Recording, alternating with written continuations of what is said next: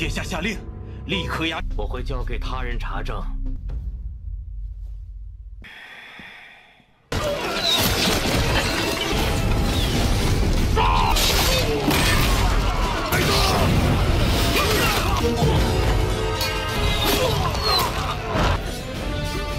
果然增兵了。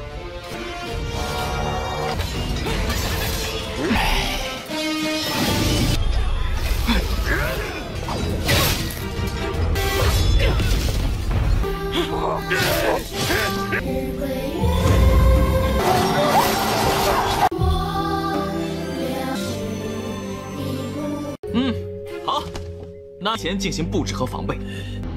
科尔尼的胜利只是暂时，为了和魔族军队有一拼之力，一旦魔族大军攻打科尔尼，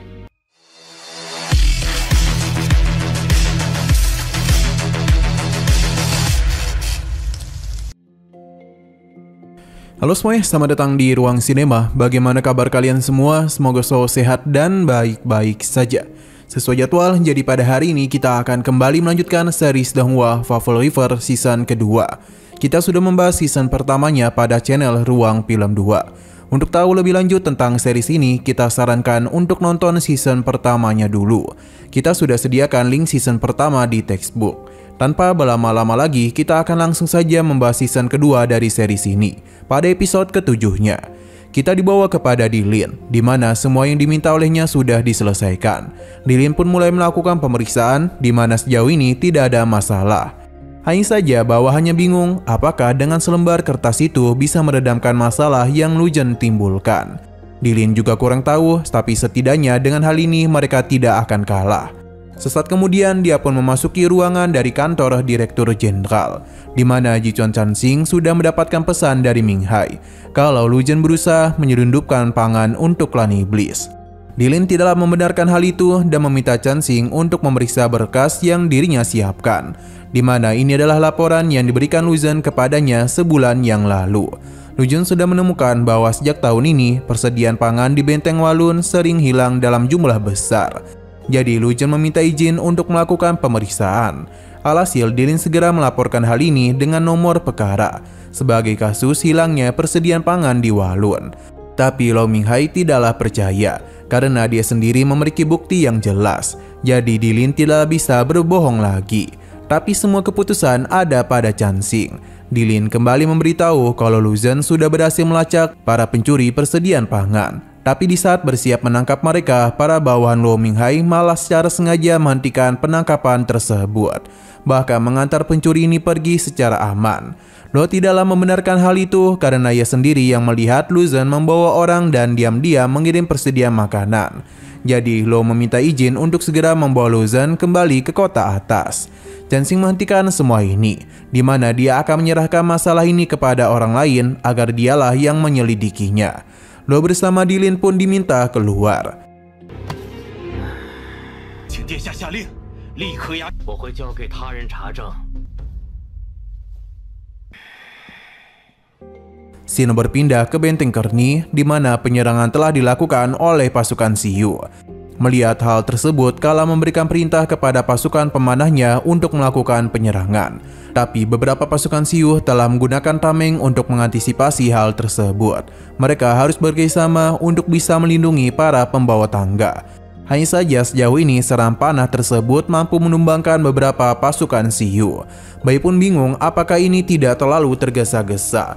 Pasalnya mereka belum mempersiapkan rencana sebelum perang dimulai. Bagi Xiyu ini tidaklah perlu dilakukan. Pasalnya dendam para warga timur harus terbalaskan pada hari ini juga.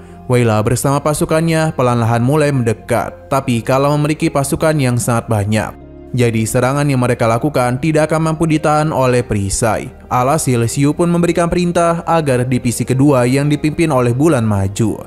Dengan semangat yang menggelora, penyerangan langsung saja mulai dilakukan. Tapi Kala sudah menyiapkan ketapel batu untuk mengatasi hal ini. Serangan itu memang sangat mengerikan, tapi warga timur jauh sama sekali tidak takut. Karena bagaimanapun dendam mereka kepada para pasukan iblis sangatlah besar. Jadi mereka harus membalaskan dendam semua warga timur jauh yang sudah mereka habisi. Serangan balasan mulai dilakukan. Meskipun para warga timur jauh memiliki pola serangan, namun bagi Kala mereka tetap tidaklah memiliki otak.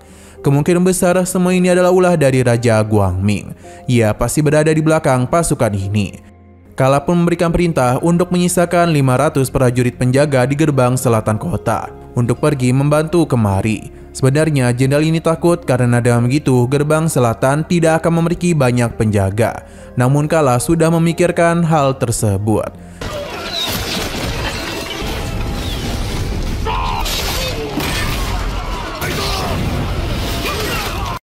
Siapa yang menduga Duke dan yang lainnya telah berada di sana sesuai dengan perintah dari Xiu. Namun para klan iblis ini telah menggunakan rencana lain, di mana jembatan menuju kota telah dibakar oleh mereka.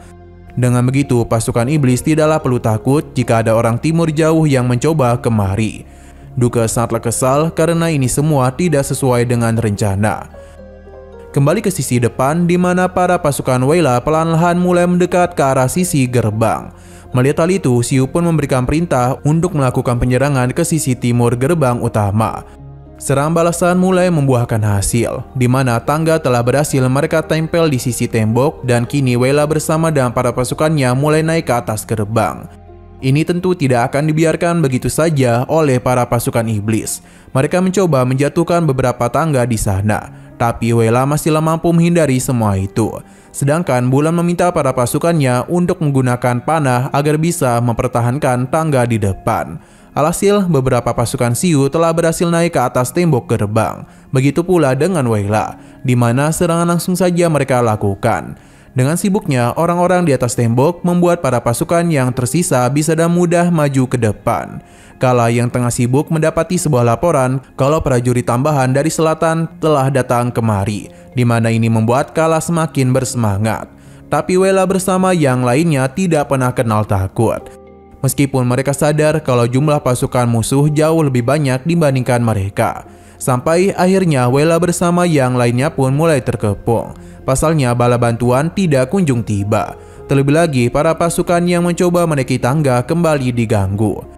Pasalnya pasukan klan iblis kembali bertambah. Ini semua sudah diketahui oleh Xiu.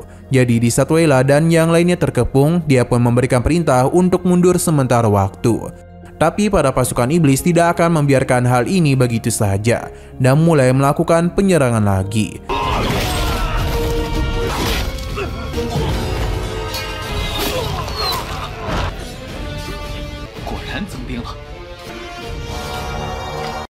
Kembali ke Xiu yang menerima laporan kalau jembatan gerbang selatan kota telah dibakar, yang mana hal itu mengakibatkan prajurit mereka tidak dapat melakukan penyerangan. Selain itu, pasukan penjaga di sana hanya sekitar 300 saja. Mengetahui hal itu, Bai pun meminta izin untuk menaklukkan gerbang selatan, yang tentu diizinkan oleh Xiu. Sedangkan Lu Zhen sendiri akan mengikuti Bai. Kita pun kembali ke gerbang selatan di mana Bai sudah tiba di sana. Berhubung jembatan ini sudah terbakar, Bai meminta pasukannya untuk menaklukkan gerbang ini dalam waktu 1 jam. Dari kejauhan pasukan iblis dapat melihat apa yang mereka lakukan. Hanya saja mereka ini tidaklah takut. Pasalnya jembatan penghubung kota sudah terbakar. Jadi mereka tidak akan mampu datang kemari. Bahkan para klan iblis menantang mereka kemari.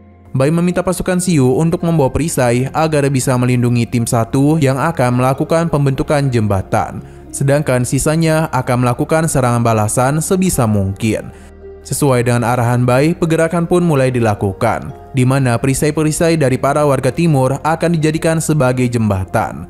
Sedangkan para pasukan iblis tidak akan membiarkan hal itu terjadi dan langsung saja melakukan penyerangan. Hal ini tentu tidak berjalan dengan baik, pasalnya serangan terus dilakukan oleh pasukan iblis.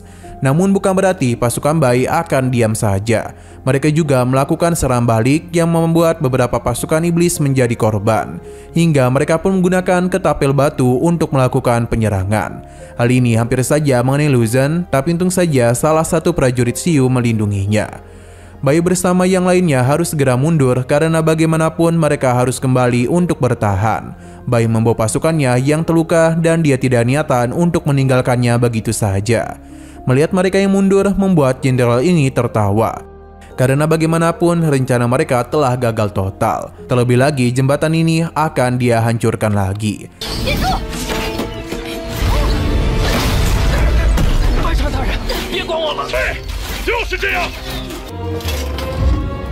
Bai yang kalah telak menjadi begitu marah, pasalnya rencananya telah gagal total. Hingga pasukan Siu pun menyarankannya untuk menggunakan seni bela diri mereka. Karena dengan gitulah mereka dapat menghancurkan pelempar batu. Mereka bahkan meminta Bai untuk percaya karena mereka dapat melakukan hal ini. Mendengar kepercayaan diri mereka, Bai berjanji jika hal itu berhasil maka pasukannya akan diberikan penghargaan. Tapi mereka tidaklah ingin hal itu, karena mereka hanya ingin mendapatkan pelukan hangat dari Bai saja. Ini tentu sudah lebih daripada cukup. Tentu saja semua ini hanyalah candaan dari mereka. Setelah melakukan beberapa persiapan, mereka pun segera melakukan penyerangan lagi. Bai hanya bisa berharap mereka itu kembali dengan selamat. Dari belakang mereka akan memberikan pelindungan kepada para pasukan yang berusaha untuk menghancurkan pelempar batu. Perlahan namun pasti pasukan Bai pun mulai mendekat ke arah pasukan klan iblis. Namun ini tentu saja tidak akan dibiarkan oleh pasukan iblis. Bahkan beberapa telah menjadi korban, yang mana akhirnya hanya tinggal 2 orang saja yang berhasil mencapai titik pasukan klan iblis. Pertarungan pun langsung saja mereka lakukan. Namun tujuan utama mereka adalah menghancurkan pelempar batu. Karena pasukan klan iblis tengah sibuk, jadi pembangunan jembatan pun akan kembali dilakukan. Di mana perlahan namun pasti jembatan itu pun mulai terbentuk lagi. Sedangkan di sisi depan para pasukan yang tersisa dengan mudah menghabisi para pasukan iblis. Bahkan mereka juga berhasil menghancurkan beberapa pelontar batu. Sampai akhirnya mereka berdua pun telah terkepung. Namun meskipun begitu, mereka tidaklah kenal takut. Terlebih lagi mereka mulai mengingat perjuangan teman-teman mereka yang rela menjadi pelindung, supaya mereka dapat meninggalkan kota timur yang telah diserang oleh pasukan iblis. Dengan sisa-sisa tenaga yang mereka miliki, pertarungan pun kembali dilakukan, demi dapat mengulur waktu selama mungkin.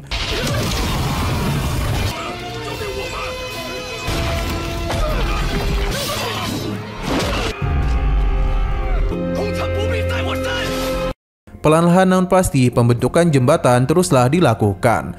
Tapi mereka ini masih jauh dari kata selesai. Jenderal iblis hanya tertawa saja karena semakin banyak tumpukan kayu di sana, maka api akan menjadi semakin besar. Terlebih lagi serangan panah api akan mereka lakukan agar bisa membakar jembatan itu lagi.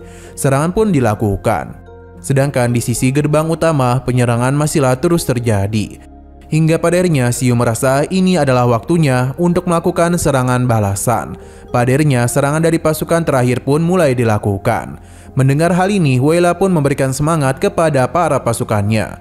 Karena bagaimanapun Raja Guangming telah ikut melakukan penyerangan bersama mereka. Jadi bagi anak-anak dari timur jauh, mereka harus bertarung sampai titik darah penghabisan. Bisa terlihat dengan jelas kalau dari segi jumlah pasukan Siu jauh berada di bawah mereka. Namun pasukan ini tidak pernah kehilangan semangat dan terus berusaha untuk maju agar bisa membukakan jalan bagi Raja Guangming. Kala yang melihat hal ini pun menjadi begitu bersemangat, karena bagaimanapun dia harus mengalahkan Raja Guangming. Ia meminta semua pasukannya untuk terus melakukan penyerangan. Sedangkan pasukan Siu perlahan namun pasti kembali naik ke atas gerbang. Tapi semua ini tidaklah semudah sebelumnya, karena tangga mereka sudah ditunggu oleh para pasukan iblis yang melakukan penyerangan. Untuk Siu sendiri mulai turun dari kudanya, karena kini dirinya lah yang akan membukakan jalan untuk pasukannya. Pertarungan langsung saja dirinya lakukan, di mana di atas tembok gerbang ini bagaikan medan permainan untuk Siu. Ia bisa dengan mudah mengalahkan begitu banyak pasukan iblis dalam satu kali serangan saja, sampai membuat Bulan bersama pasukannya terpukau akan kehebatannya itu.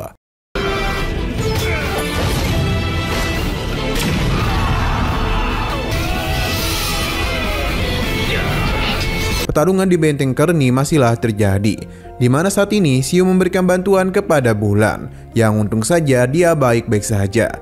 Namun Siu sedikit lengah yang membuat Kala hampir saja melukainya. Untungnya Bulan berhasil melindunginya. Melihat Kala yang seperti ini, pertarungan langsung saja terjadi di antara mereka.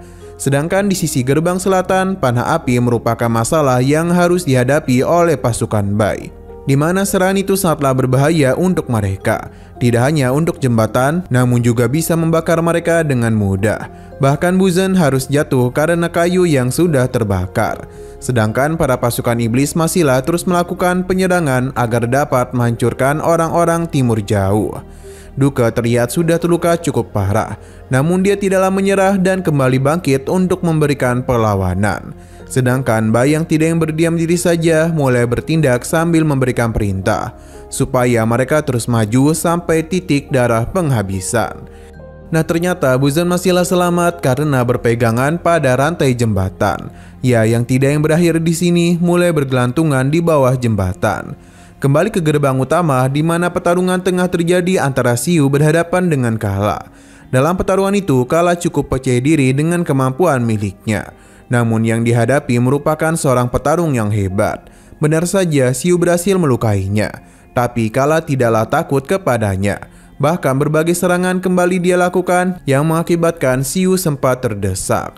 Sebagai seorang jenderal tertinggi dari klan iblis, sudah sewajarnya Kala memiliki kemampuan bertarung yang hebat. Bahkan sampai sejauh ini dia masihlah mampu mengimbangi Xiu. Tapi lama-kelamaan Xiu mulai mendominasi. Bahkan nyawa Kala hampir saja melayang jika pasukannya itu tidak memberikan pertolongan kepadanya. Kala pun mulai menyadari kelemahan Xiu, yakni adalah para bawahannya.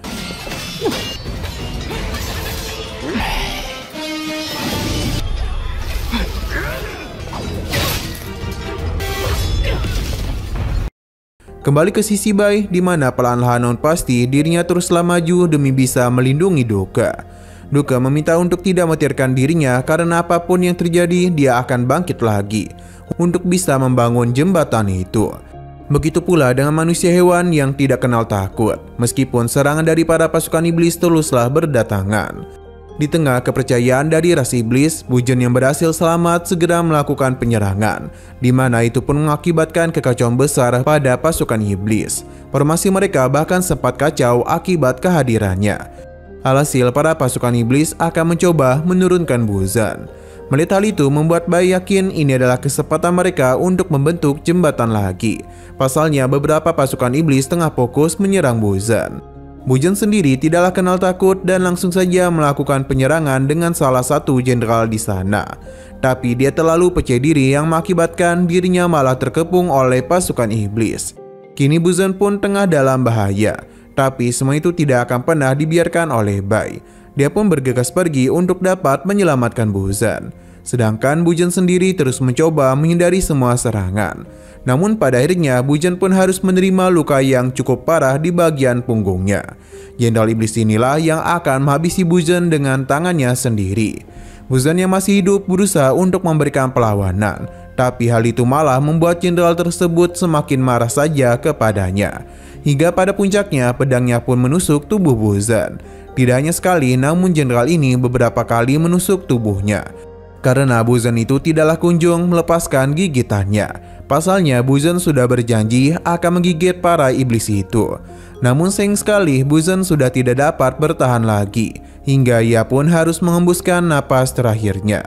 Bai yang menyaksikan hal ini menjadi begitu murka dan segera melakukan pembantaian. Diikuti juga oleh para pasukan yang telah berhasil membentuk jembatan. Semua ini tentu adalah berkat bantuan yang Buzan lakukan. Karena tanpa dirinya mereka semua tidak akan mampu mencapai titik seperti ini. Dalam penyerangan gerbang selatan telah memakan begitu banyak korban dari kedua belah pihak. Hingga pada akhirnya Bai pun berhasil menaklukkan tempat ini. Mereka tidaklah memiliki waktu untuk bersedih. Pasalnya pertempuran di gerbang utama masihlah berlangsung. Dan kini mereka tengah menunggu bala bantuan dari pihak mereka.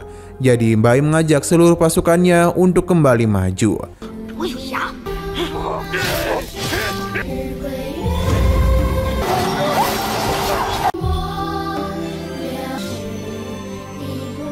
Sim berpindah ke tempat Xiu, di mana Kala sengaja bertarung di sisi pasukan Xiu supaya dapat mengganggu pola serangannya. Karena dia tahu betul Xiu tidak akan mampu melukai pasukannya sendiri. Ini adalah trik licik dari Kala. Sedangkan di sisi lain, Bulan bersama pasukannya tengah berhadapan dengan para pasukan iblis.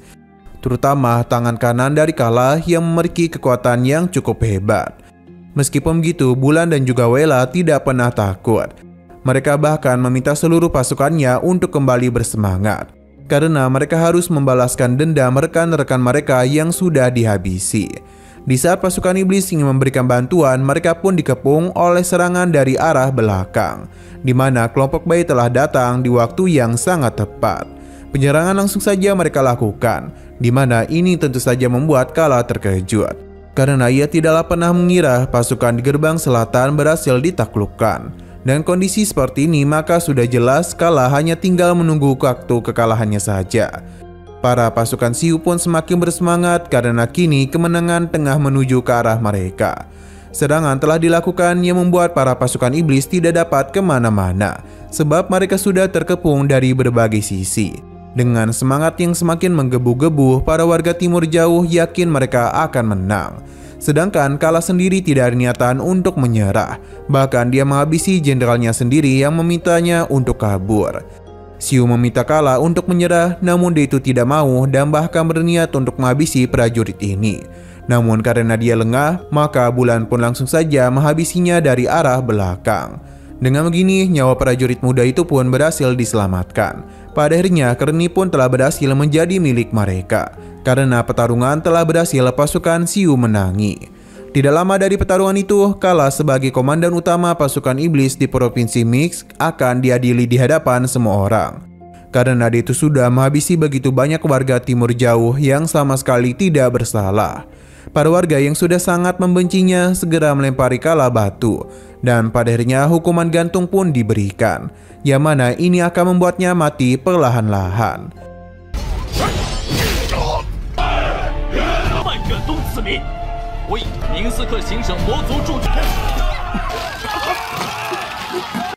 Para warga masihlah sangat marah kepadanya karena banyak rekan-rekan mereka mati karena ulah Kala.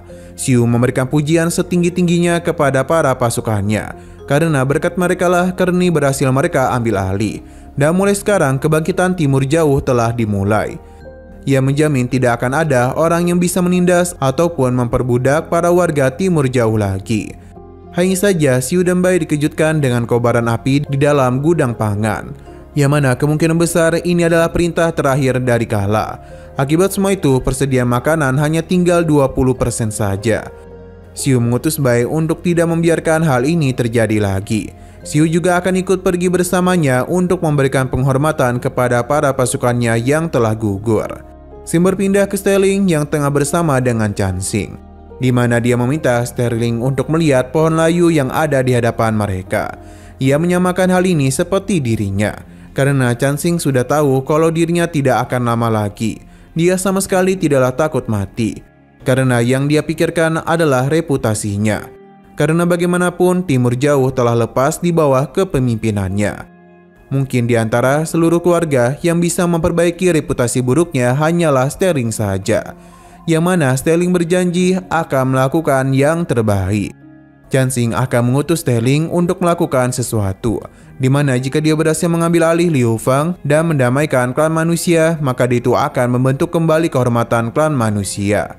Dan begitulah maka Timur Jauh akan kembali menjadi milik mereka.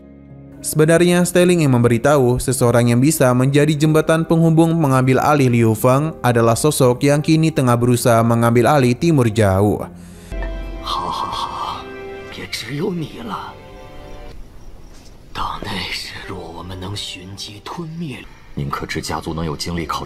Xin berpindah kepada Xiu bersama para pasukannya, di mana dia tengah memberikan penghormatan terakhir kepada para pasukannya yang telah gugur di medan perang. Bagi Xiu, mereka merupakan pahlawan yang sangat berjasa dalam mengambil alih Kerni. Bulan yang tahu putranya sudah mati hanya berharap ia bisa mendengarkan perkataan mereka di bawah sana. Bai meminta maaf karena gagal dalam melindungi Buzan, tapi Bulan tidaklah menyalahkannya. Selain itu, dia juga memberitahu nama dari Buzan yang adalah bunga yang paling putih di gurun. Ia telah memberikan nama itu kepadanya, di mana Buzan sudah menjadi bunga tersebut. Pada bulan kedua tahun 780 Kekaisaran, pertempuran Kerni telah berakhir dan merupakan titik balik perlawanan para warga Timur Jauh. Bahkan bendera baru telah berkibar untuk menunjukkan kebangkitan para warga Timur Jauh. 7 hari pun sudah berlalu di mana para warga telah mulai kembali ke Kerni. Bagi mereka, Raja Guangming sangatlah hebat, sedangkan 3 pemimpin klan lainnya agak kesal karena mereka tidak diajak melakukan pertarungan pada tempat ini. Hingga mereka pun melakukan pertemuan, di mana mereka pun menanyakan mengapa penyerangan Kerni dilakukan sangat cepat dan tidak memberitahukan mereka. Padahal Xiu sendiri yang mengatakan kalau Timur Jauh adalah tempat bagi mereka semua. Xiu tidak ingin membahas hal itu dulu karena dia berencana untuk membentuk komite urusan militer Timur Jauh. Karena ada begitulah ketiga pemimpin klan tidak perlu melakukan protes. Hal ini pun disetujui oleh mereka. Dengan begitu, komite ini pun telah dibentuk, di mana mereka semua yang berada di sini akan menjadi perwakilan setiap klan. Tapi Xiu masihlah membutuhkan pendapat dari mereka, di mana kemenangan Kearney hanyalah bersifat sementara saja. Ia yakin pasukan iblis akan kembali berdatangan untuk mengambil alih tempat ini. Maka karena itulah mereka harus terlebih dahulu mempersiapkan perangkap dan pencegahan, supaya hal ini tidak terjadi lagi. Xiu memberitahu rencananya di mana selama mereka memiliki kekuatan untuk menaklukkan klan iblis, ia akan menggunakan rencana keranjang ikan. Selama ada yang memimpin dan berjaga di Kyusola, maka di saat pasukan iblis menyerang Kearney, maka mereka bisa melakukan pengepungan kepada pasukan tersebut. Tapi di antara ketiga pemimpin ini tidak ada dari mereka yang mau melakukan hal tersebut, yang mana mereka balasan kalau sudah berurusan sangat lama dengan klan iblis di kota Mikaan. Jadi mereka berharap Xiu bisa memberikan waktu untuk mereka beristirahat. Tapi bukan hanya mereka saja yang tengah kelelahan. Pasalnya pasukannya jauh lebih kelelahan. 好，那前进行布置和防备。科尔尼的胜利只是为了和魔族军的有一拼之力。一旦魔族大军攻打科尔尼，还累着呢，在城外也可以休养吧。 Walaupun mengajukan dirinya, namun Xiu mengingatkan kalau mereka baru saja mengalami pertarungan yang besar. Jadi dia menyarankan untuk beristirahat saja. Tapi Manluo menyarankan agar pasukan Weila beristirahat di sana saja. Melihat tingkah laku dari ketiga orang ini tentu saja membuat Xiu kesal. Hal yang sama juga tengah dirasakan oleh adipati dari Timur Jauh ini, di mana bawahannya menyarankan untuk meminta bantuan kepada kekaisaran klan iblis supaya mereka bisa mengambil alih kembali Kearney. Namun ia tidaklah setuju melakukan hal tersebut karena itu sama saja dengan mencoreng harga dirinya. Padahal dialah yang menghabisi Fan Jin, sang master pedang. Jadi dia tidaklah takut kepada Raja Guangming yang terkenal baru-baru ini. Dia bahkan berjanji akan menghabisi Raja Guangming dengan tangannya sendiri. Sedangkan di sisi lain, Ling Bungsu mendapatkan kabar kalau Kearney telah diambil alih, yang tentu saja membuatnya sangat terkejut. Pasalnya dia tidaklah menduga kalau situasi di Timur Jauh akan seburuk itu. Jadi dia pun akan melakukan sesuatu dengan mengutus prajuritnya. Nah, sayang sekali lagi seru-serunya, episodenya pun harus bersambung dulu. Oke, sekian dulu pada video kali ini. Untuk video selanjutnya akan segera hadir. Jadi bagi kalian yang ingin mengikuti series ini, langsung saja klik subscribe dan aktifkan loncengnya. Terima kasih yang sudah menonton video sampai habis. Jika kalian suka pada video ini, klik like dan share ke teman-teman kalian tentang channel ini. Dan ditunggu aja kelanjutannya. Oke, sampai jumpa di video selanjutnya.